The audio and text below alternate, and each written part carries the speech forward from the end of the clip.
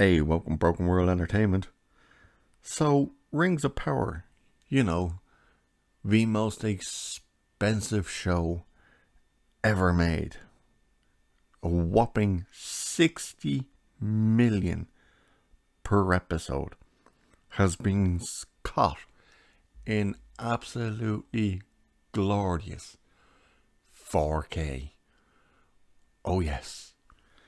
So not just were they fiddling with the reviews to get those numbers up, because as we know, when the show dropped, the scores on Rotten Tomatoes was 84% from the critics, but 36% from the audience.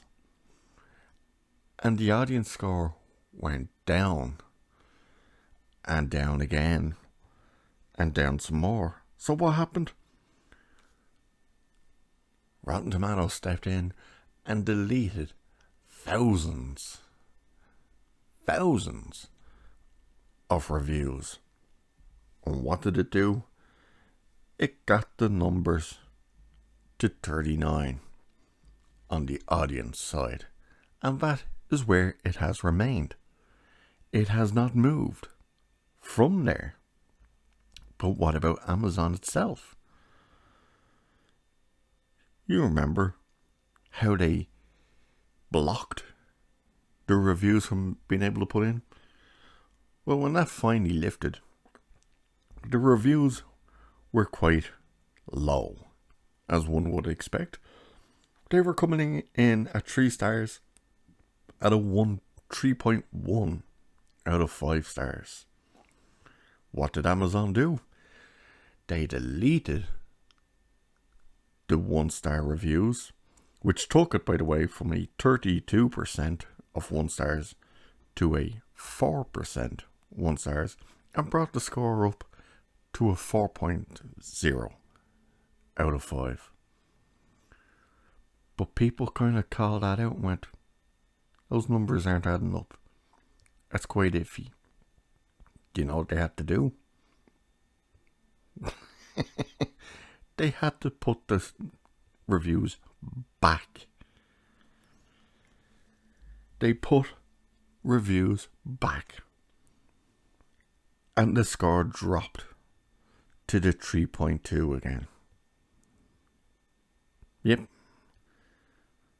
But it's okay, because that hasn't stopped them, because they've removed them again. Some of them. So the score is kind of up around the 4.0 again.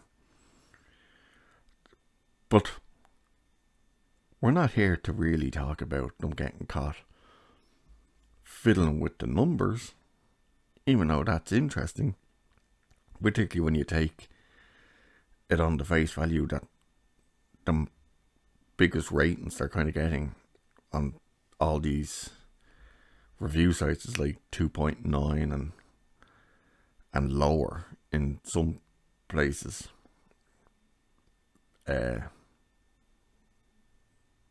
What is it? The Metacritic, I believe the number for audience scores is 2.9, while the media scores are like 5 out of 5 and shit like that. No, we're here to talk about a particular scene from the Rings of Power. You know, the scene that was our little flower lady, Bronwyn, because that's what she does. She picks flowers for a living, trying to convince her people to stay and fight alongside her, that she wasn't the king they chose, but it's who they have. Who appointed her this position? Don't know. Her ego, by the looks of it. But someone with an eagle eye spotted something. Now, how? Don't know. My guess is someone with a friend, or maybe friends, paused the show and went, I'll be right back. I gotta take a piss. Left with the scene that we're looking at, and someone must have been looking at it and went, hold up a second. that person there is also over there. And then it was, let's play spot the difference. Spot the extra. The extra's extra, if you want to put it that way. Because what happens is we find out they copied and pasted everyone. Yep. Oh, Jesus Christ. 60 million. 60 million an episode. And they've had to copy and paste the goddamn extras.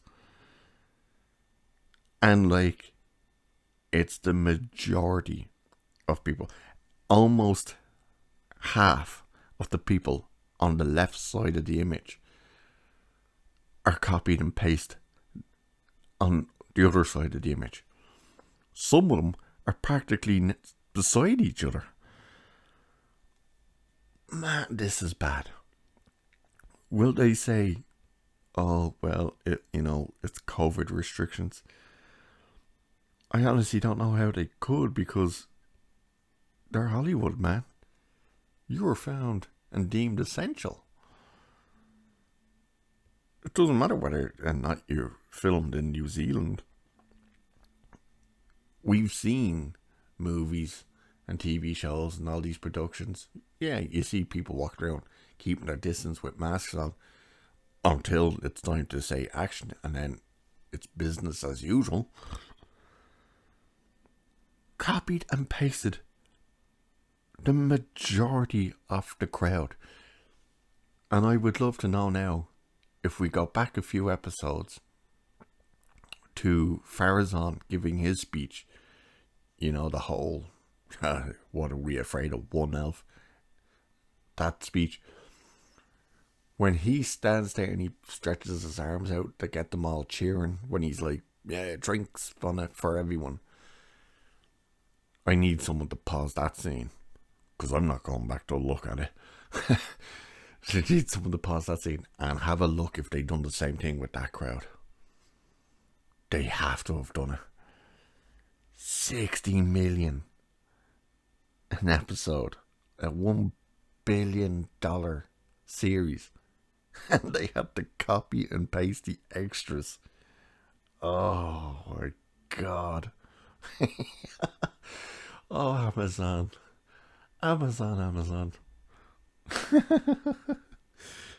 Not to mention, it's been pointed out mainly by Az over Hilver Spadeface in this last episode. When the ship exploded, right? And then it caught fire to the other ship, which I think exploded. How all of a sudden wine is exploded, don't know. I thought it was oil. Turns out it was wine. Why are you going into battle with your hold of your ship filled with crates of wine instead of real supplies like water or something? Don't know. But we got exploding wine. So they sail with 3 ships. They should have had more ships. They're a navy, like, come on. But alright, so they're going with 3 ships. You can see the top of one of the ships, just like, I don't know, 25 people out of what was meant to be 500 people going. The ships aren't that big, and as Az pointed out, where the fuck are the horses? Where are they? They're going into battle. Where are the horses? We saw one being loaded onto a ship.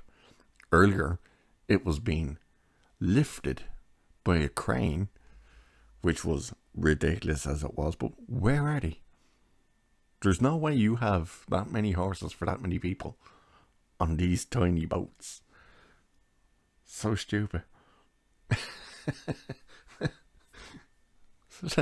So it's like, where are the horses and where are the other people? But my God, 60 million, copy and pasting, having to remove reviews, then put them back, then remove them again. Exploding wine. Vanishing horses. half an army vanished. Like, oh God. I'd also like to point out it's really painful to watch this show. It's terrible. But anyway, please someone go and have a look at the Farazan scene and see if half that crowd, that you can see the people's faces and stuff, if they are in fact copy and pasted as well. We know half that crowd would probably be digital, but for the people you can really see. Oh God, let it be true. Anyway, I'll leave it there for this one. Cheers. I'll catch you in the next one.